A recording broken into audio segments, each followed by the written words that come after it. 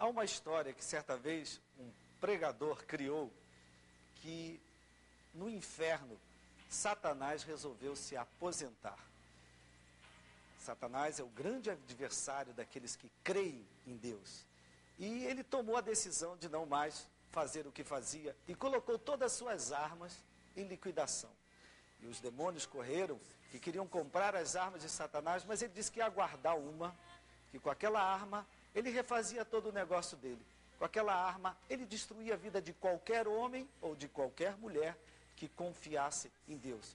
E os demônios ficaram todos querendo saber que arma era essa que Satanás queria guardar as 7 chaves. E tanto insistiram que ele disse que essa árvore era o desânimo. E de fato, o desânimo pode destruir a vida de qualquer pessoa. O desânimo pode tirar a fé, a esperança, a vontade de viver, a alegria de qualquer um. Talvez você hoje esteja passando por um momento em que o desânimo tem chegado à tua vida. De repente, nem tudo saiu como você esperava. Você passou por desapontamento, passou por desilusão. Não deixe esse desânimo abater a sua fé. Não deixe esse desânimo abater a sua confiança em Deus. Não deixe esse desânimo ceifar os sonhos que você tem abrigado no seu coração. Busque a Deus. Certa ocasião, Davi passou por situação semelhante. Diz a ele que ele tomou ânimo na presença de Deus. Que você hoje faça isso. Tome ânimo na presença de Deus. Busque a palavra de Deus. Vá a uma igreja. Escute a mensagem de Deus. E ela vai trazer de volta o ânimo para a tua vida. Que Deus te abençoe.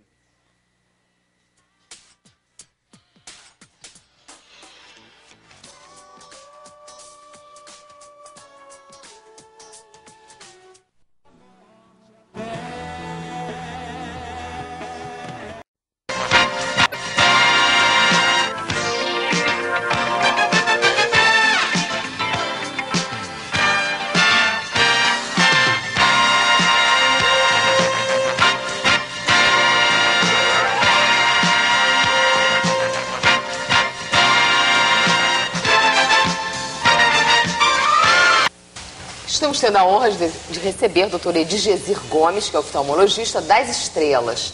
Tudo bem? Tudo bem, Eliana. Bom, doutor Edgezir, 80% das pessoas usam óculos na população brasileira, correto? Correto. Você tende a aumentar ou a retroagir? Olha, acredito que com o passar dos anos, a evolução dos tempos, eu acho que a coisa tende a aumentar, né? Porque cada vez mais você precisa de ver melhor e a tecnologia chama mais a atenção dos olhos. E isso, não que apareça, provavelmente que já tem, mas que você precisa, você sente a falta daquela correção. Então, obviamente, a oftalmologia está atendendo assim uma gama bem maior de pessoas com problemas oculares. E por que toda pessoa acima de 40 anos precisa de usar óculos? Essa teoria é uma teoria que vem mudando mais recentemente, mas é o que se chama vista cansada, né? Acho que depois dos 40 a gente começa a cansar, talvez. Mas quem vê bem de longe, esse sofre para perto quando bate nessa faixa dos 40 anos. Mas quem é míope, por exemplo, quem não vê bem de longe e enxerga de perto, essa vista cansada não aparece. Quer dizer, ela é mascarada, porque o míope vê sempre de perto. Essa, inclusive, é uma das razões da gente operar o míope depois dos 40 anos, mas deixando um pouco de miopia no olho. Porque aí ele assina um cheque, ele faz uma leitura rápida com um olho e com o outro deixa melhor para longe. Então ele pode vislumbrar o mundo com mais nitidez. Quer dizer que a cura para a vista cansada seria os óculos? Já tem uma cirurgia mais recente, exatamente quando eu falei nessa modificação do que se entendia de vista cansada, porque antigamente se entendia que a vista ficava cansada dentro. Hoje não, hoje nós entendemos que há uma certa contração pela idade, o colágeno perde um pouco a elasticidade do olho, e então o músculo fica um pouco folgado ali dentro. Então, o que está se tentando fazer hoje numa cirurgia é tentar expandir essa esclera. Então, expandindo o olho, você estica o músculo e volta a funcionar. Só que no corpo humano, esticar é sempre um pouco mais difícil do que ao contrário. É verdade. E a cirurgia de miopia? A cirurgia da miopia é uma cirurgia que hoje já tem quase 15 anos. Obviamente que vem mudando, a tecnologia vem avançando mais. Você é um dos pioneiros, inclusive, né? Aqui no Brasil, sim, né? Quem começou isso foi o Fedorov, é um russo, um dos top leaders na Rússia na época. Ele descobriu que ao fazer alguns cortes no olho, ele corrigia a miopia. Então a coisa funcionou com cortes até mais ou menos há uns 5 anos atrás. Sim. Eu mesmo sou operado de corte, eu fui operado em 1983 em Los Angeles. Naquela época a gente estava começando no Brasil a desenvolver a técnica. Tinham assim uns 5 a 6 médicos no mundo desenvolvendo a tecnologia e deu certo, funcionou bem.